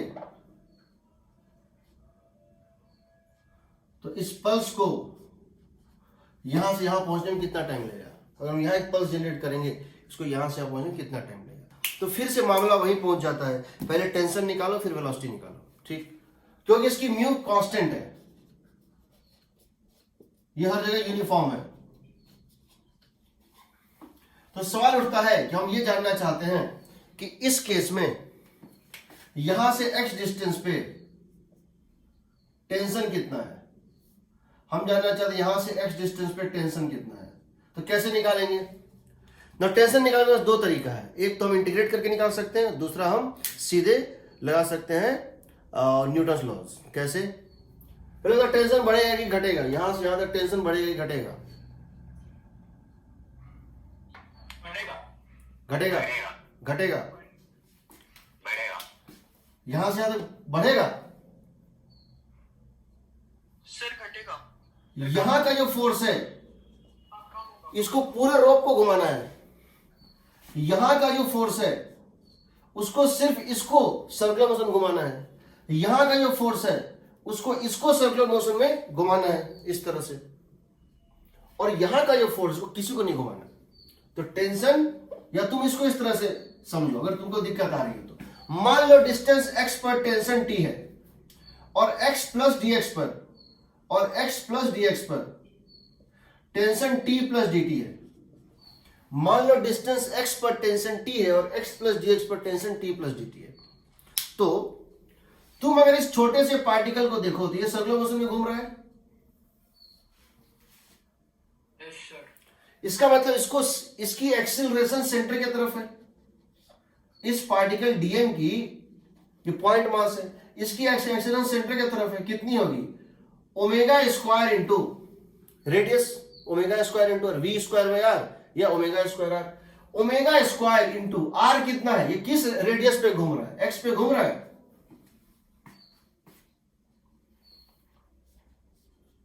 ये पार्टिकल जिस सर्किल पे घूम रहा है उसका रेडियस एक्स है, ओमेगा स्क्वायर एक्स। तो इसका मतलब है इसको, इस पे नेट फोर्स ऐड करना चाहिए सेंटर की तरफ, यानी ये फोर्स ज्यादा होना चाहिए और ये फोर्स थोड़ा कम होना चाहिए। समझ रहे हो? आप फाइनल क्या पूछ रहे थे? क्या पूछ रहे थे? मतलब इसके लिए आपने क्या निकालने के लिए बोला था? टेंशन निकालना है किसी डिस्टेंस एक्स पे, यहां से किसी डिस्टेंस एक्स पे टेंशन कितना होगा। m omega square x, M omega square x, नहीं, गलत dm ओमेगा स्क्वायर x। गलत। और किसी कुछ बोलना है? सर dm हो जाएगा m/s। बता रहा हूं आ रहा हूं। तो अगर मैं इसके ऊपर इस इक्वेशन को लिख दूं तो क्या लिखूंगा, टेंशन यहां इसको पुल कर रहा है किस फोर्स से, टी से। टेंशन इसको इधर पुल कर रहा है किससे, T minus plus D T से। हमने मान लिया जब डिस्टेंस x था टेंशन t था, जब डिस्टेंस x प्लस dx है टेंशन t प्लस dt है। तो यहां इस पे पुल है कितने का, टेंशन t का, और यहां पुल है कितना, t प्लस dt का। मैं सेंटर की तरफ फोर्स निकाल रहा हूं, I am trying to find force towards centre. तो मैंने टुवर्ड्स सेंटर को पॉजिटिव डायरेक्शन माना है, मैंने इसको क्या माना है, पॉजिटिव डायरेक्शन माना है। तो ये t जो है, ये जो t है ये पॉजिटिव फोर्स है, और ये t प्लस डी टी जो नेगेटिव फोर्स है। t plus D T, t minus T plus D T is equal to dm into omega square X. सही है? सर हाँ, वो उसे वहां पे t माइनस dt नहीं लिखेंगे क्या? कि जाते जाते तो कम होता है ना टेंशन उसमें। अगर तुम जानते हो टेंशन घट रही है, देखो हमेशा हम लिखते हैं प्लस में, अपने आप माइनस आ जाए तो आ जाए, ठीक है। तुम पहले से माइनस मत देना, अपने आप वो माइनस अगर आ गया, ये हो गया minus d t equal to कितना, डीएम को क्या लिख दोगे, डीएम हो जाएगा mass per unit length into dx. Into omega square x होगा। So minus d T is equal to mass per unit length into omega square into x d x. Integrate कर दे। X की value जब l है, x की value जब l है तो टेंशन जीरो है। जो एक्स की वैल्यू एल होगी यहां टेंशन जीरो होगी, यहां बात कुछ है ही नहीं।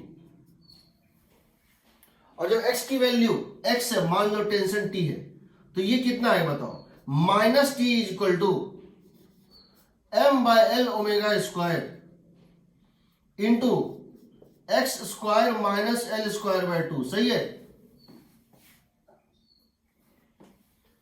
इसका मतलब tension is equal two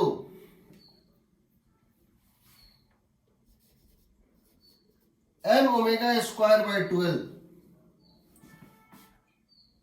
times of L square minus X square.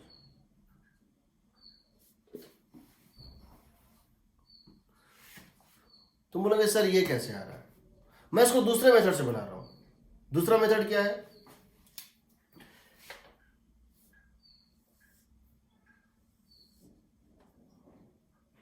मैं क्या कर रहा हूं, यहां इसको कट कर देता हूं। किस डिस्टेंस पे? एक्स डिस्टेंस पे।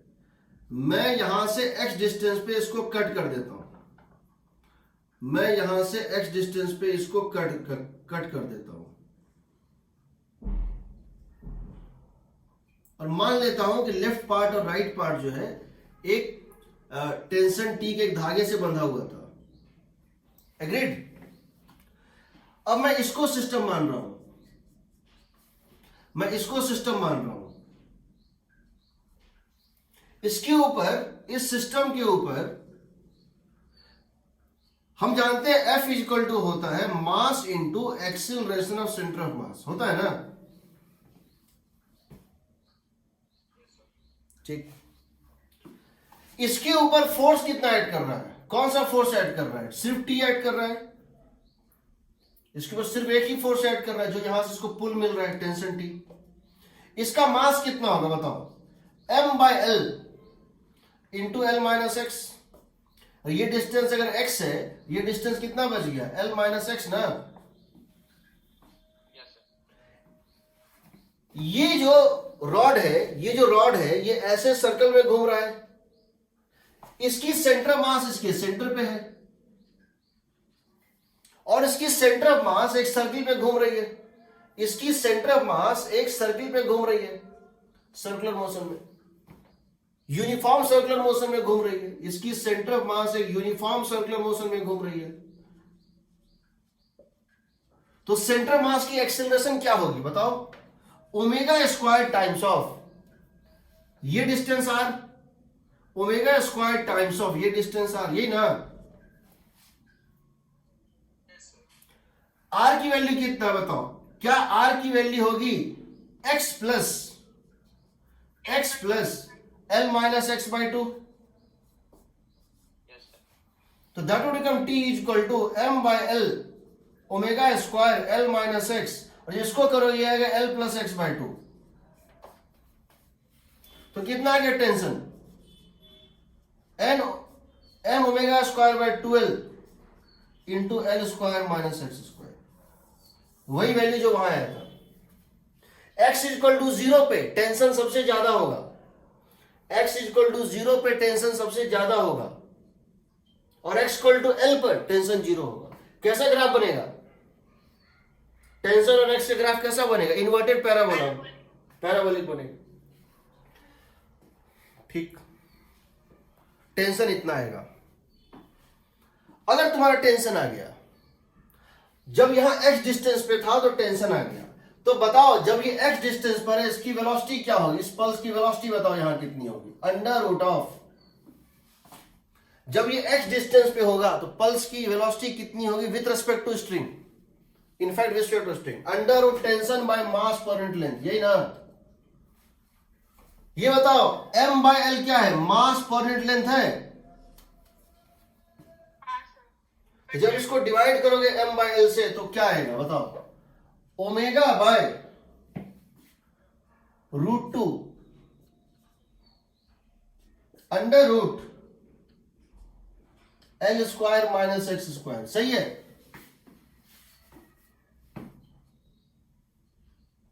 सही है। Yes sir.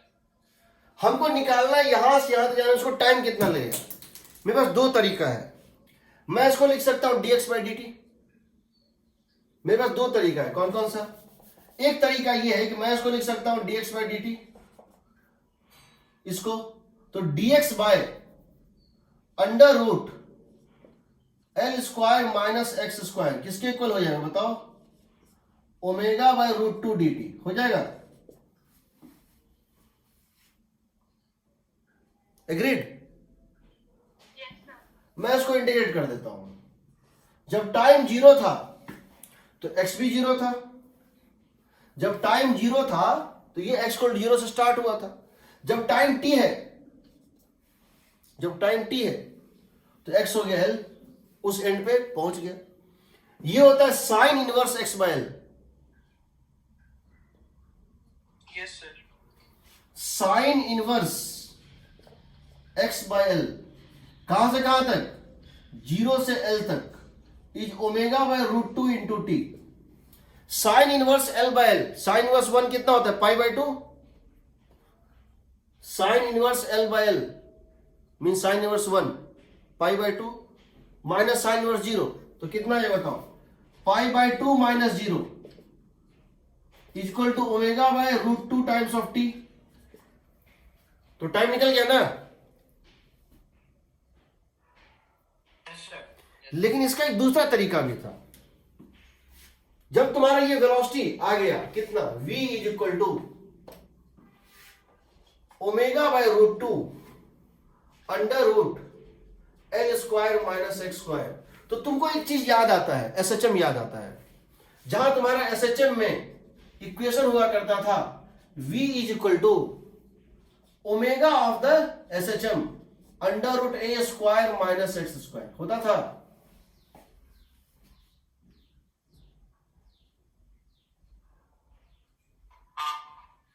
SSM होगा सर?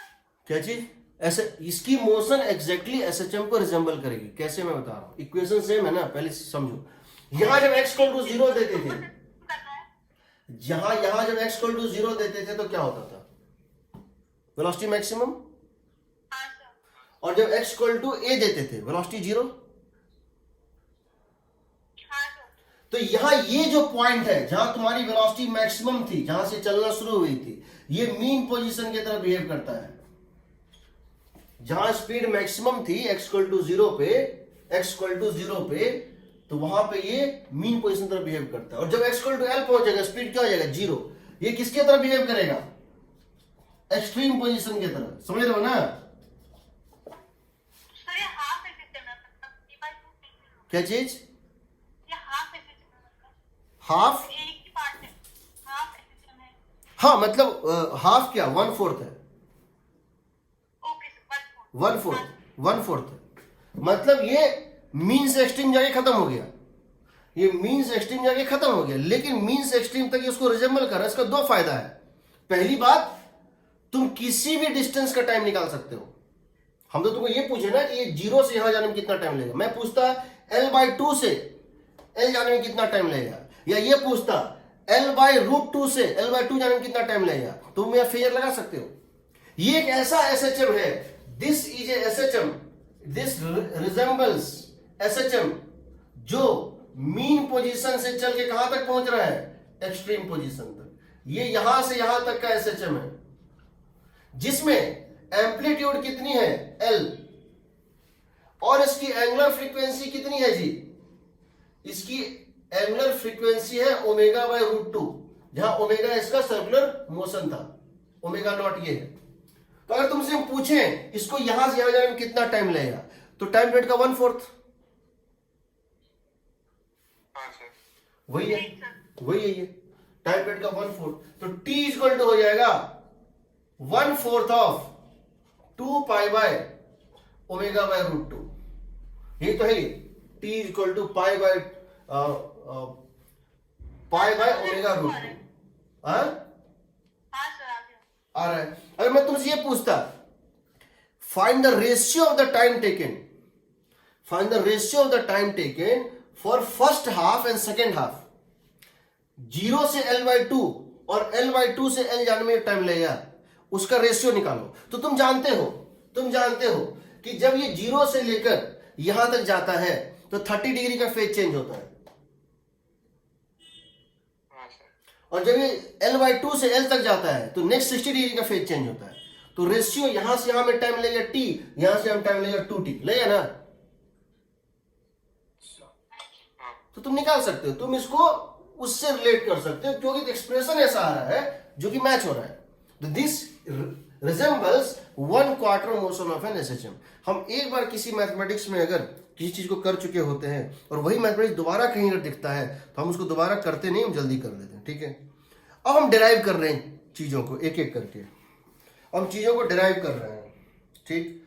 हम सबसे पहले डिराइव कर रहे हैं, हम सबसे पहले जिस चीज को डिराइव कर रहे हैं वो है, हाँ सर ये जो राइट हैंड साइड में इंटीग्रेशन किया आपने नीचे, हाँ इसका जो लास्ट सेकंड लाइन है, हाँ इसके ऊपर वाली लाइन, हाँ इसमें t से 0 होना चाहिए ना, क्योंकि x पे टेंशन ज्यादा है। हमने यहाँ L लिया है, L का मतलब ये एंड है, ठीक है सर। ठीक है? देखो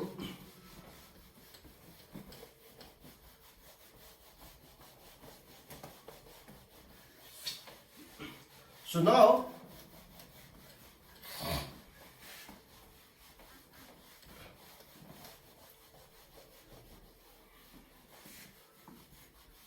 अब जो हम क्वेश्चन लेंगे, अब जो हम डेरिवेशन करेंगे, हमको 2-3 डेरिवेशन तुम्हारे लिए करना है। पहला है वेलोसिटी ऑफ द वेव का डेरिवेशन क्या होता है, ठीक? ये हम बाद में करेंगे। पहला डेरिवेशन करना है derivation for velocity of wave, velocity of wave in string. इसके 3 मेथड है, हम तीनों से करेंगे, क्योंकि इससे तुम्हारा आज का क्वेश्चन प्रैक्टिस इफेक्ट नहीं हो रहा है। तो किसी क्वेश्चन डेरिवेशन नहीं पूछा है, यूज पूछा है। दूसरा है एनर्जी पावर इंटेंसिटी, ये तुमको हम बता रहे हैं क्योंकि इससे क्वेश्चन है। पहले हम, क्योंकि क्लास कहीं खत्म ना हो जाए, energy power intensity of A wave travelling in a string. एक वेव इस तरह से है,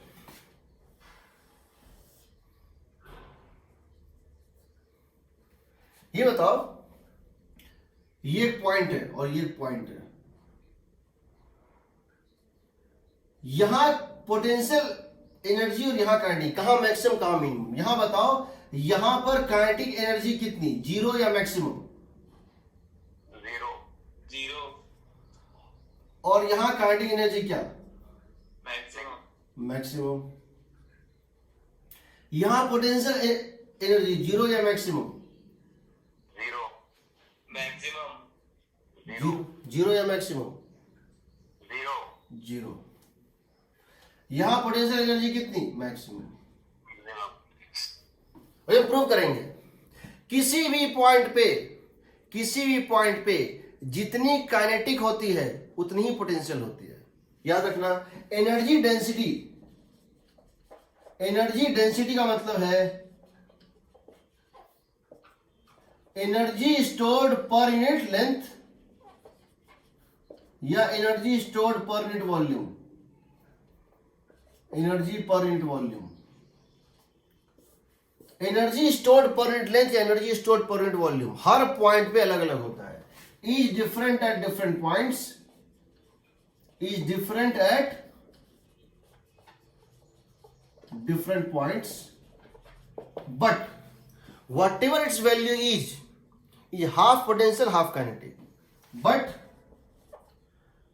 at any point, किसी पॉइंट पे ये फंक्शन ऑफ टाइम होता है, अलग अलग पॉइंट पे अलग अलग है, लेकिन जिस पॉइंट पे जो है आधा काइनेटिक आधा potential, but at any point it is half potential energy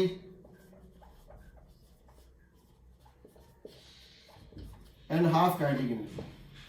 तो हो सकता है यहां पर 0 है तो दोनों 0, यहां पर है 10 जूल पर मीटर, यहां 10 जूल पर मीटर, तो 5 जूल पर मीटर काइनेटिक है और 5 जूल पर मीटर पोटेंशियल है। यहां पर है बीच में कहीं 6 joule per metre, total energy per unit length है 6 जूल पर मीटर, यानी 3 जूल पर मीटर काइनेटिक है, 3 जूल पर मीटर पोटेंशियल है। कैसे होता है देखते हैं। सबसे पहले ये समझो कि जब ये धागा इस तरह से था, जब ये रस्सी इस तरह से था, पहले इसका हम लॉजिक समझते हैं। ये एक स्प्रिंग की तरह है, ये एक स्प्रिंग की तरह है, या एक तो स्लिंकी लोग मैं दिखाऊंगा, ये एक नेचुरल लेंथ पे स्प्रिंग था और तुमने इसमें वेव जनरेट किया। होता क्या है, अगर तुम यहां पर देखो, यहां काइनेटिक जीरो क्यों है, यहां काइनेटिक जीरो क्यों है, क्योंकि यहां पर ये एक्सट्रीम पोजीशन पे है, ये रेस्ट पे आएगा, और यहां ये मीन पोजीशन पे, इसकी स्पीड मैक्सिमम होगी। यहां स्पीड मैक्सिमम है इसीलिए, और यहां पर स्पीड जीरो है इसलिए काइनेटिक का तो कोई दिक्कत नहीं है। अगर तुम यहां पे एक लाइन खींचो इस तरह से, तो देखोगे ये जो था स्प्रिंग, इसकी नेचुरल लेंथ dx और इसकी लेंथ dx ये लगभग सेम है।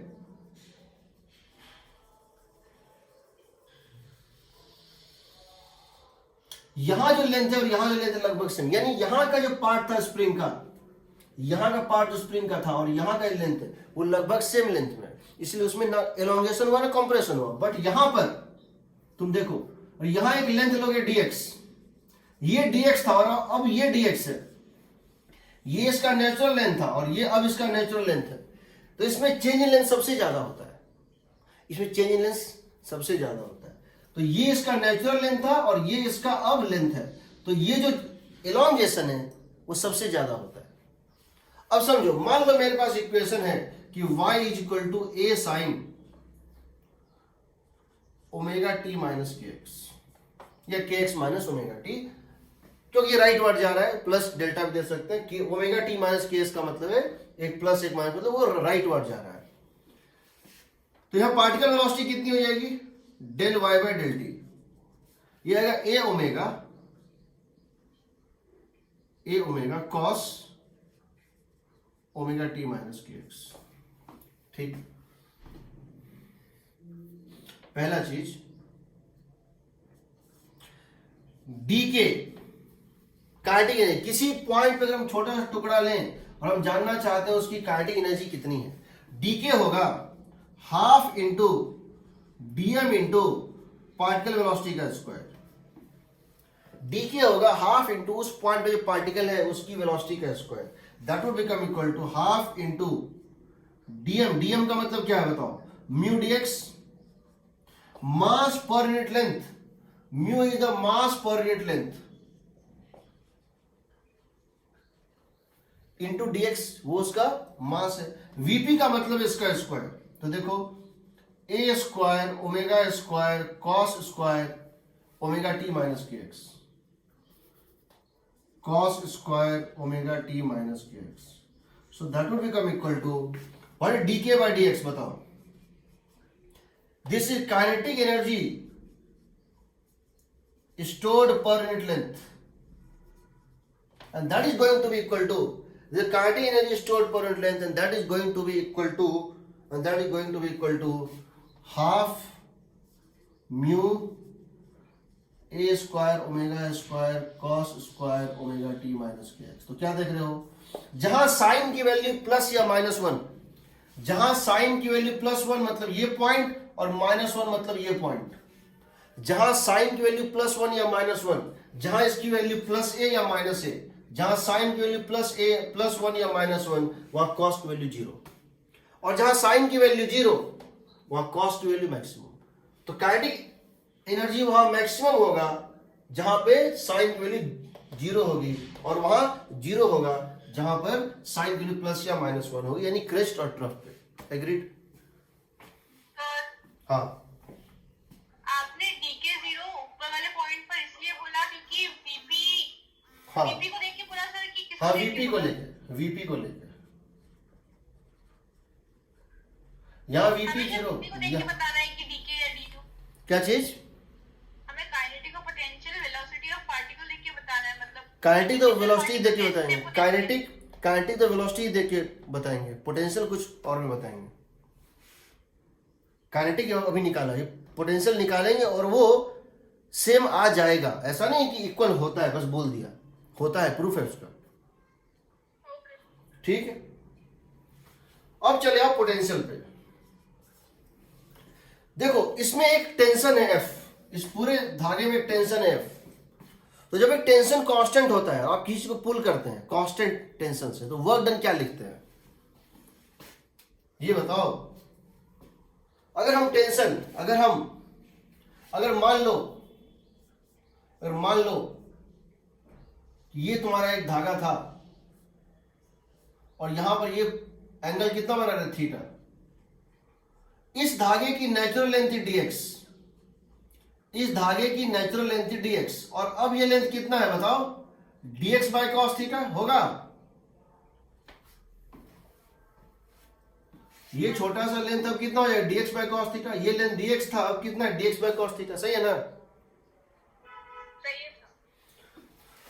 तो वर्क डन जो होता है, जो पोटेंशियल एनर्जी में स्टोर्ड होता है, ये हो जाएगा F इंटू जो फोर्स है, कांस्टेंट फोर्स, उसकी वजह से चेंज इन लेंथ कितना बताओ। फाइनल लेंथ कितना है, dx by cos theta. Initial length कितना था, dx। बताओ फाइनल लेंथ कितना है, dx by cos theta. Initial length कितना था, dx। तो चेंज इन लेंथ कितना हो जाएगा बताओ, final length by initial length. अगर वेरिएबल फोर्स होता है तब तो अलग बात है, बट अगर कांस्टेंट फोर्स है तो force into change in length. ये हो जाएगा एफ dx, बाहर निकाल दो। 1 बाय कॉस थीटा माइनस 1 हो जाएगा 1 minus cos theta by cos theta. Sir आपने एनर्जी को फोर्स क्या लिखा है, F इंटू डेल्टा एक्स? मैंने लिखा है work done by this force, elastic force stored in the form of potential energy. Okay sir. ये हो जाएगा देखो F dx by cos theta into 2 sine square theta by 2। सही है? ठीक। अब हम वेव्स को बोलते हैं, हम जिस वेव को पढ़ रहे हैं उसको बोलते हैं लीनियर वेव्स। उसमें ये थीटा बहुत स्मॉल होता है, उसमें ये थीटा बहुत स्मॉल होता है। हम बहुत लार्ज डिफॉर्मेशन नहीं लेते हैं, हम स्ट्रिंग में स्लो डिफॉर्मेशन लेते हैं। बिकॉज थीटा स्मॉल होता है, कॉस थीटा कितनी हो जाएगी, 1। हाँ सर। कॉस थीटा हो जाएगी 1। तो ये हो जाएगा बताओ, कॉस थीटा हो जाएगा, बिकॉज थीटा इज स्मॉल, ये हो जाएगा F dx by 1 2 into theta बहुत छोटा है, ये हो जाएगा theta square by 2, theta square by 4। सही है? Yes, sir. That would become equal to F dx into theta square by 2। तो तुम क्या देख रहे हो, what you are going to get is du by dx is equal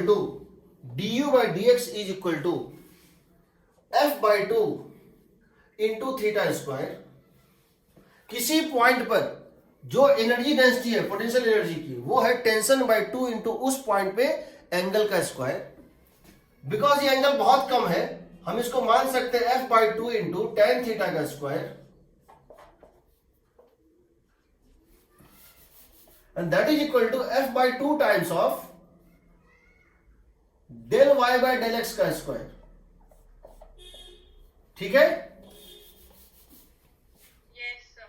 और तुम f को लिख सकते हो, बिकॉज तुम्हारा वेलोसिटी क्या होता था, तुम f वेलोसिटी होता था under root tension by mass per unit length.